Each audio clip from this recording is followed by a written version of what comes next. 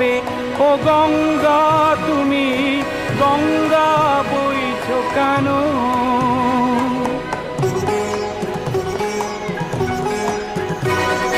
নৈতিকতার স্খলন দেখেও, মানবতার পতন দেখেও নির্লজ্জ অলস ভাবে বইছো কেন?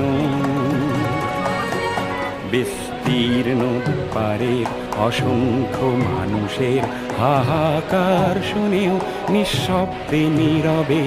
ও গঙ্গা তুমি, ও গঙ্গা বইছো কেন?